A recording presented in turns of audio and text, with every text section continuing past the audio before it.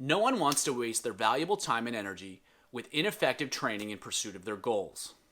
Doing so is super frustrating. If you want to make sure you're making the most of your workouts, but you're overwhelmed by all of the different training and workout advice about swimming, this video is for you. I'm going to show you exactly what you need to do and how to do it, simple and straightforward. Hi, this is Andrew Sheaf with Mastering Flow. I help you dramatically improve your swimming by providing simple, actionable strategies that you can implement today, all without the need for in-person coaching. I believe that everyone has the power to improve in any area of life, and all that's needed is the right guidance. Let's get better today. Swimming is a really tough sport because it can be hard to make progress. I've been there, you've been there, we've all been there. It's really hard because you have to learn these skills which are really foreign, and you also have to develop great fitness.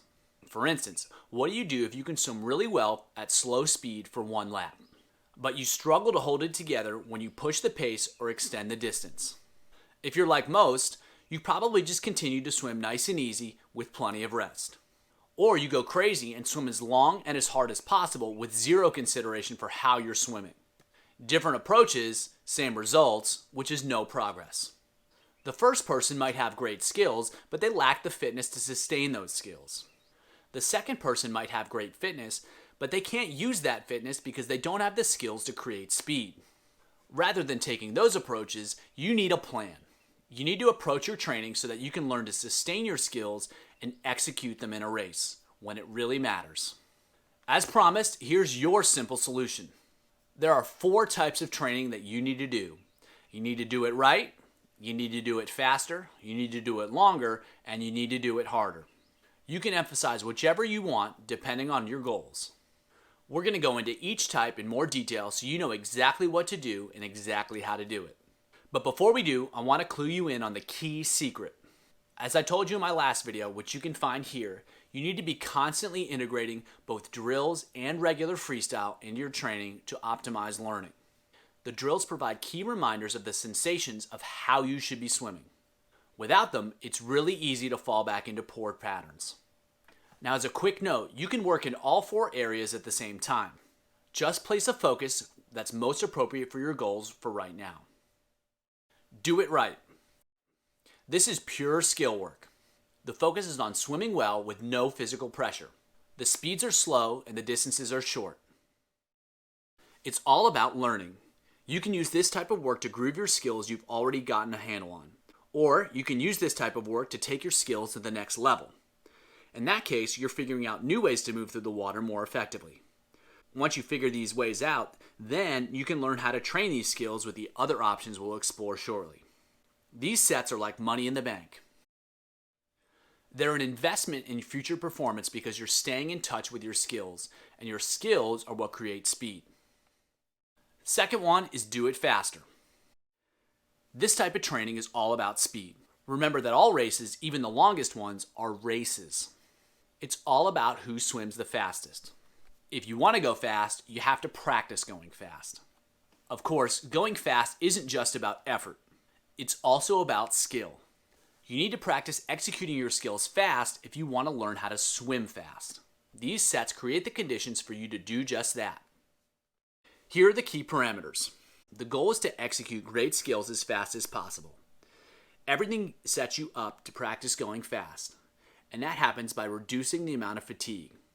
As you go through the sets, keep checking in with your skills and keep going fast. Next is do it longer. Every triathlon race, even a sprint race, is an endurance event. You need to be able to sustain your effort and sustain your skills. That's exactly what you need to practice. You need to practice executing great skills for longer periods of time. Here's how to do it. A key point to notice is that these sets are not necessarily hard. They're just long. It doesn't matter how fast you swim, and in many ways, slower is better.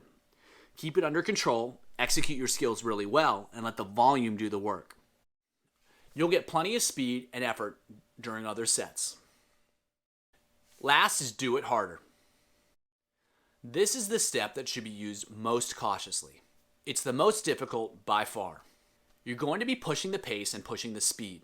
By doing so, you'll be simulating racing conditions. The goal is to challenge your ability to execute and sustain your skills. Here are the key parameters you want to observe. You're going to be pushing the pace for longer periods of time, and you're not going to get tons of rest. That's what makes it hard. You're trying to make yourself bulletproof, and that takes stress. This work is hard, and it can take a lot out of you, so you don't want to do too much. Use wisely, and you'll reap the rewards. So how do you actually do this? Let's take a look at some practical examples of what all this looks like. Check out these sample sets. They provide straightforward examples that you can implement today or use as inspiration for sets of your own design. So what are the key concepts? You'll see the alternation between the drills and the freestyle swimming. Remember, you want to be constantly re-engaging with your skills as you go. That's what makes this work. You'll also see that the sets focus on only one of the key areas. It's all about swimming really well, swimming really fast, swimming really long, or swimming really hard. Of course, the distances I chose aren't magic. Simply adjust them for your situation and have at it. Likewise, you can use any drills you want in any set. Just identify what you want to improve and use the best drill to help you improve that skill. All that's left for you to do is just to do it. So what's your biggest challenge in training?